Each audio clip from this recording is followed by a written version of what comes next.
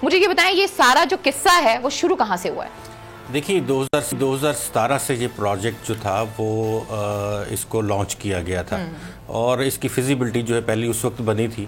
उसके बाद ये प्रोजेक्ट डंप हो गया। 2018 में इसको दोबारा से ज़िंदा किया गया। अच्छा, जो बहुत सारे लोग हैं वो बहुत सारी सोसाइटीज़ का नाम ले रहे हैं जो भी वहाँ पे मौजूद हैं। एक फैक्ट जो है उसको करेक्शन करनी चाहिए कि जो सोसाइटीज़ 2018 से पहले की वहाँ पे मौजूद थी इस रिंग रोड के इर्द गिर्द, उनका तो किसी भी तौर पे हम ये नहीं कह सकते कि वो फुल्ली इन्वॉल्व्ड हैं। वो सिर्फ इस हद तक इन्वॉल्व्ड हैं इस वक्त क्योंकि उन्होंने एग्जिट लिए हैं। उनकी ज़मीनें थोड़े चंद लाख रुपए कनाल से अब तकरीबन 80 लाख 70 लाख रुपए कनाल तक चली गई हैं। पौने 2 लाख के लिए आम बंदे जी 2-3-4 लाख रुपए कनाल ज़मीन थी वहाँ, और वो इस वक्त 50-60-70 लाख कनाल बेच रहे हैं। अच्छा, इसमें 17 सोसाइटीज़ के नाम जो हैं उस रिपोर्ट में आए थे। आज हमने जब तमाम वो एरिया विज़िट किया, वहाँ से लोगों से भी बात की, अभी आपने देखा ये जो शख्स अभी बात कर रहे थे, इन्होंने 385 कनाल ज़मीन रिंग रोड को दी है। इसमें सबसे अहम जो सूरत हाल है वो ये है कि अटक लूप। अब ये था कि इसको चढ़ना था मोटरवे पे या सी पैक रोड पे या ये फतेह जंग तरनौल वाले जंक्शन पे आके इन्होंने जीटी रोड से मिलाना था इसको। अब वहाँ से जो जिग जैग हैं पसवाल का, मूरत का और उसके साथ जो जंगल है उसका, ये काफ़ी रामान है, घंद है, और इसके साथ साथ मुख्तलिफ और जो वहाँ पे गांव हैं उनको जब उनमें घुमाया गया, उनमें हमने जाके देखा, मुलाकातें की, लोगों से बात की, तो हमें भी ये अंदाज़ा हुआ कि वाक़तन जो ये कह रहे थे कि वहाँ के लोग जो हैं वो मुलव्वस हैं और वहाँ के सियासी लोग मुलव्वस हैं। उसमें साफ नज़र आता है कि कौन लोग वहाँ रिहाइश पजीर हैं, किन की ज़मीनें हैं। ये कोई इन इलाके में कौन कौन MNA MPs? यहाँ से सरवर साहब हैं, गुलाम सरवर खान, और MPA जो हैं वो अटक से भी आप जानती हैं कि जुल्फी बुखारी साहब के कज़न हैं, और ज़मीनें भी तकरीबन जितनी वहाँ की हैं सादात की ज़मीनें हैं। बुखारीज़ वहाँ बैठे हैं और बाकी काफ़ी ख़ानदान जो हैं वहाँ पे हैं। तो ये तो एक तो पोस्ट एंड प्री 2018 जो है इसको हमें डिफ़ाइन करना होगा, क्योंकि उससे पहले और उसके बाद के लोग।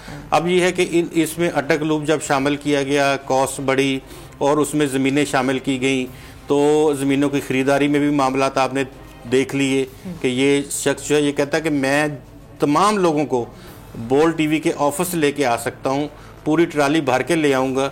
जिन लोगों से ज़मीनें जिस तरह से ली गई हैं, किन्होंने ली हैं, कितने पैसे का हैं, वो कह रहे हैं कि हम ये बात करने के लिए तैयार हैं। अच्छा, इसमें एक एजेंट जो था ना, सिर्फ एक एजेंट, उसने 34 करोड़ रुपया कुछ फाइलें इधर उधर करके कमाया है। अब बात ये है कि ये वाइट कॉलर क्राइम भी है, क्योंकि जो 5-5 मरले के वो 5-5, 6 से 7-7 लाख रुपए में थे, अभी वो 25-25, 30-30 लाख रुपए के हो गए हैं। अब एयरपोर्ट के पास एक सोसाइटी है नोवा। बात ये है कि वो कहाँ से पैदा हो गई? 2 साल पहले तो वो कहीं है ही नहीं थी, उसका नाम निशान नहीं था। उसको तो सिविल एविएशन ने रातों रात एक NOC भी जारी कर दिया, और सिविल एविएशन के मिनिस्टर जो हैं वो हमारे गुलाम सरवर साहब हैं। तो वो सोसाइटी ऐसे है जैसे adjacent to the Islamabad international airport, उसके बिल्कुल साथ है। अच्छा, वो कैसे वहाँ सोसाइटी बन सकती है? उसके साथ टॉप सिटी है, उसके साथ आगे बहुत से दीगर और सिटीज़ भी जो हैं वो इस्लामाबाद कैपिटल सिटी है, और उसके साथ अगर हम ये देखें तो मज़ीद हमें बहुत सी ऐसी सोसाइटीज़ मिलेंगी। इत्तेहाद हाउसिंग स्कीम किधर से आ गई है? हबीब रफ़ीक वालों ने मूरत इंटरचेज के हवाले से काफ़ी किरदार अदा किया वहाँ पे। तो न्यू एयरपोर्ट हाउसिंग सोसाइटी है। तो इस तरह से ब्लू वर्ल्ड है।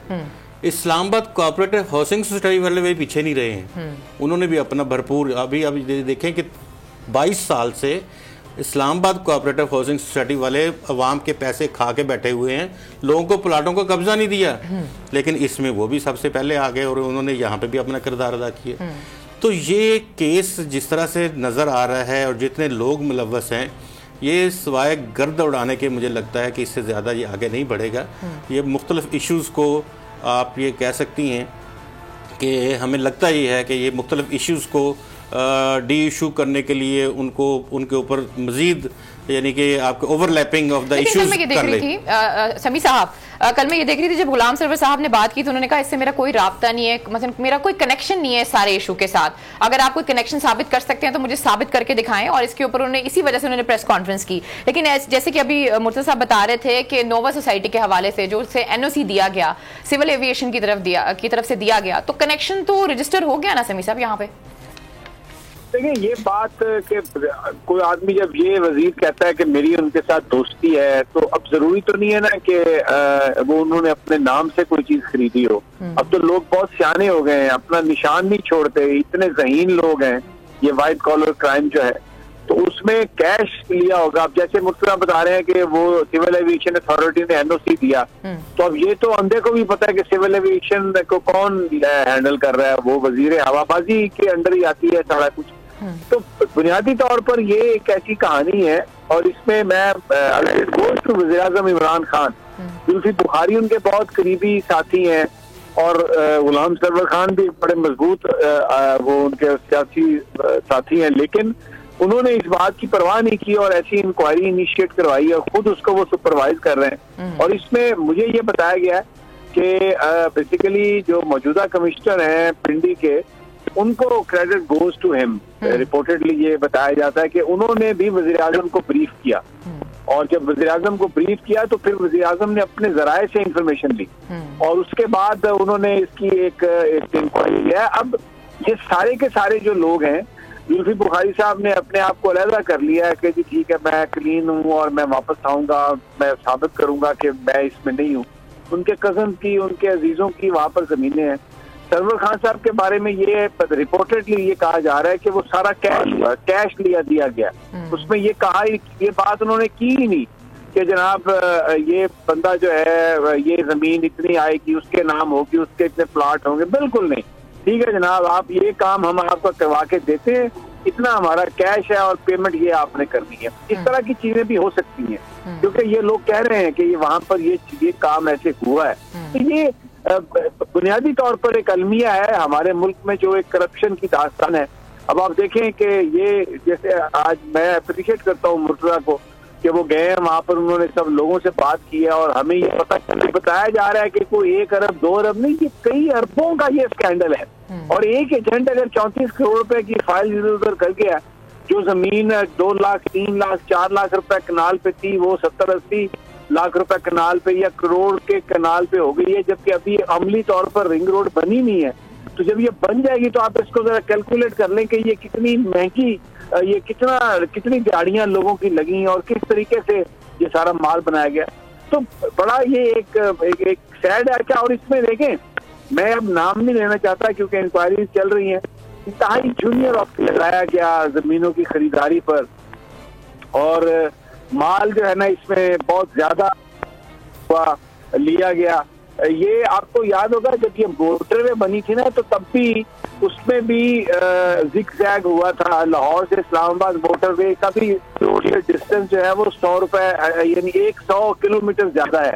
तब ये कहा गया कि जनाब ये पूरे कनेक्टिविटी करनी थी, इसलिए सड़क को एक्सपेंड किया गया। लेकिन तब भी मैं आपको बता रहा हूँ, उस वक्त भी लूप बनाए गए, उस वक्त भी यहाँ सियासतदानों को ये जो चकवाल है, अटक है, ये बड़े पावरफुल लोग हैं, मैं क्या किसी का नाम लूं, तो ये बहुत ज्यादा तब भी उसमें फायदा उठाया गया था, उसको लंबा किया गया, उसको लूप इस तरह के दिए गए।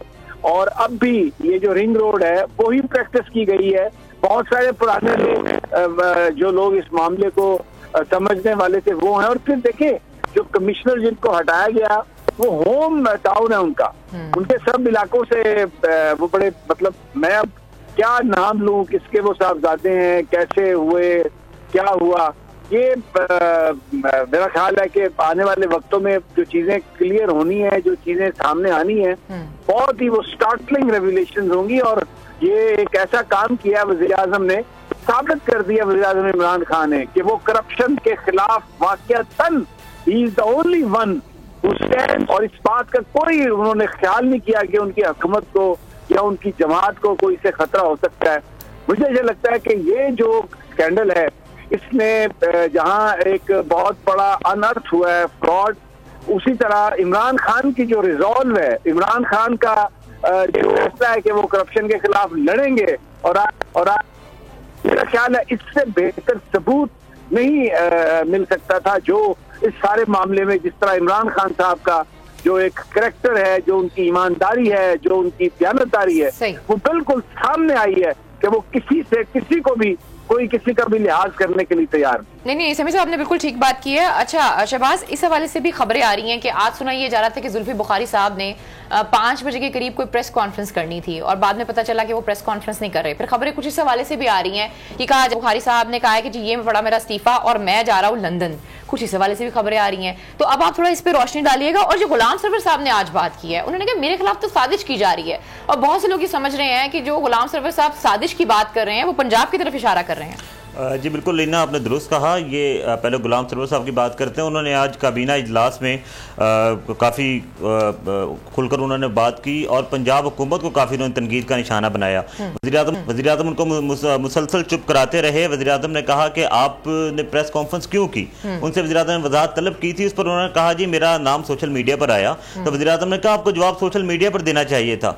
आपने प्रेस कॉन्फ्रेंस की तो उन्होंने कहा जी पंजाब हुकूमत ने जो TORs बनाए इंक्वायरी के, वो तमाम मेरे खिलाफ जो है वो शवाहिद जा रहे थे और मुझे तनकीद का निशाना बनाया था, इसलिए मैंने अपनी वजाहत दी है। तो वज़ीर आज़म इमरान खान ने आज वाज़ेह अल्फाज में कहा कि गुलाम सरवर खान साहब ये बात आप सुन लें कि इसमें आप मुलव्विस हैं या जुल्फी मुलव्विस हैं, जो भी हैं, कुछ रिपोर्ट्स जो है वज़ीर आज़म को खुफिया इदारों से मिल गई हैं। और जो पंजाब हुकूमत ने इंक्वायरी की है उसमें आज फवाद चौधरी साहब ये बता रहे थे कि जुल्फी बुखारी का और गुलाम सरवर का इब्तदाई रिपोर्ट में अभी जिक्र नहीं है। वजाहतें आज उनकी जान से काफ़ी दी गई हैं, लेकिन आज काबीना इजलास में काफ़ी इस बात पर जो है वो हंगामा आराई भी हुई है और वज़ीर आज़म इमरान खान ने उन्हें चुप भी करवाया। और वज़ीर आज़म इमरान खान ने बेसिकली गुलाम सरवर खान को ये शटअप कॉल दी थी कि आपको प्रेस कॉन्फ्रेंस नहीं करनी चाहिए थी।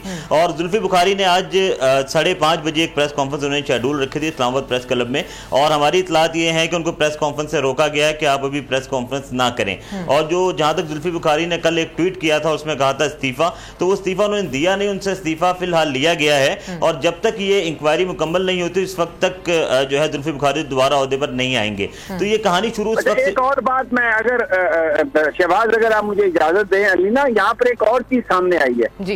देखिए इमरान खान जो उस्मान बुज़दार की तारीफ करते थे, पंजाब गवर्नमेंट ने इस मामले में, मैं आपको ये बड़ी जिम्मेदारी से बता रहा हूँ कि बड़े पावरफुल लोगों ने ये कहा वज़ीर आला को कि आप इसको ड्रॉप करें, इसको ड्रॉप करें, ये ना करें, वो ना करें, लेकिन उस्मान बुज़दार स्टूड फर्मली। उस्मान बुज़दार ने किसी तरह की भी कोई प्रेशर नहीं लिया और उन्होंने जो वज़ीर आज़म साहब ने कहा था कि आप इंक्वायरी करें, इंतहाई बिल्कुल वो जो एक शफाफ अंदाज में जिससे वज़ीर आज़म मुकम्मल तौर पर मुतमईन है, उन्होंने वो इंक्वायरी की है। बड़े बड़े लोगों ने उनसे कहा, बड़े ताकतवर, मैं नाम नहीं लेना चाहता, जिन्होंने फोन किए कि इस ऑफिसर को निकाल दें, इसमें से इसको निकाल दें, लेकिन वज़ीर आला पंजाब उस्मान बुज़दार ने किसी की भी बात नहीं सुनी, उस इंक्वायरी को करवाया और वज़ीर आज़म साहब को रिपोर्ट दी और अब भी वो पूरा वो उस हवाले से एक रोल, एक किरदार अदा कर रहे हैं। तो इसमें ये चीज भी सामने आई कि जो पिछले 2-2.5 साल से जो वज़ीर आला उस्मान बुज़दार की इमरान खान साहब तारीफ करते थे कि मैं इलाके से लेके आया हूँ एक ऐसे शख्स को जो एक ईमानदार है, तो ये एक जो ये सारी इंक्वायरी और सारा स्कैंडल, इसमें उस्मान बुज़दार साहब का नाम भी बड़ा क्लियर किया है। और ये जो बातें उनके बारे में होती थी, जो इल्जामात लगते थे, ये बिल्कुल सामने वाज़े आ गया कि वो अपने कायद की बात के लिए, अपनी पार्टी के लिए और ट्रांसपेरेंट अंदाज में उन्होंने इंक्वायरी की और किसी तरह का प्रेशर नहीं लिया, ये ख्याल नहीं किया कि पंजाब में गवर्नमेंट क्या है, चली जाएगी, करीम साहब के लोग इतने हैं, ये सरवर साहब भी उनके साथ मिल जाएंगे, जुल्फी उनके खिलाफ हो जाएगा, पार्टी के अंदर क्या होगा। उस्मान बुज़दार ने कोई केयर नहीं की और जिस तरह उन्हें वज़ीर आज़म इमरान खान ने कहा, उन्होंने बिल्कुल वैसे ही ये इसको ट्रांसपेरेंट अंदाज में इंक्वायरी की और ऑफिसर्स को हटाया और बिल्कुल उसी रिजॉल्व के साथ वो आगे बढ़ रहे हैं। ठीक हो गया, आप कुछ बात करना चाह रहे हैं? जी समीर साहब, यहाँ आपकी इजाज़त से 1-2 एक्सक्लूसिव चीज़ें हैं इसमें जो कि लाजमन हमारे नाजरीन को इल्म होना चाहिए उनका। क्या? वज़ीर आज़म के एक मशीर हैं, स्पेशल असिस्टेंट हैं, उन्होंने ये तमाम तफसीलात जो हैं वज़ीर आज़म के गोशगुजार की थी। उनका बुनियादी जो नुक्ता था उस वक्त ये था कि उनकी अपनी ज़मीनें रवात में हैं और वो ये चाहते थे कि रवात में उनकी ज़मीनों को टच किया जाए। इस प्रोजेक्ट वालों ने उनको लिफ्ट नहीं करवाई। उसके बाद आगे तक काम चला और इस वक्त बात ये पहुंची आज से 2 महीने पहले कि उन्होंने फिर वज़ीर आज़म साहब को बताया कि वज़ीर आज़म साहब ये इस तरह से पैसे खा गए हैं लोग, अरबों करोड़ों की ट्रांजैक्शन हो गई हैं, बेनामी। उन्होंने कहा कौन लोग शामिल हैं? उन्होंने कहा ये लोग शामिल हैं। वज़ीर आज़म ने एक इंक्वायरी उसी वक्त ऑर्डर की और बहुत जल्द उस इंक्वायरी के जो रिजल्ट्स थे वज़ीर आज़म को मिल गए।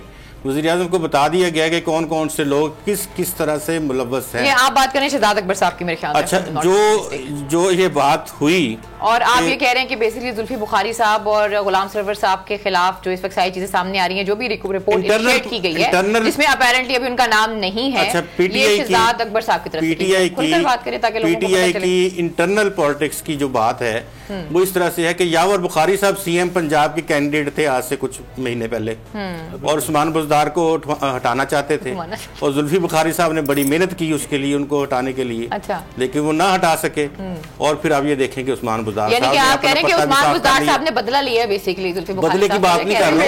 अच्छा, जिस शख्स ने ये रिपोर्ट बनाई है ये बात बड़ी यहाँ पे गर्म हो गई है क्योंकि आपने जो बात की है वो बिल्कुल डिफरेंट बात करें। सब्सक्राइब करें और बेल दबाएं ताकि कोई खबर रह न जाए।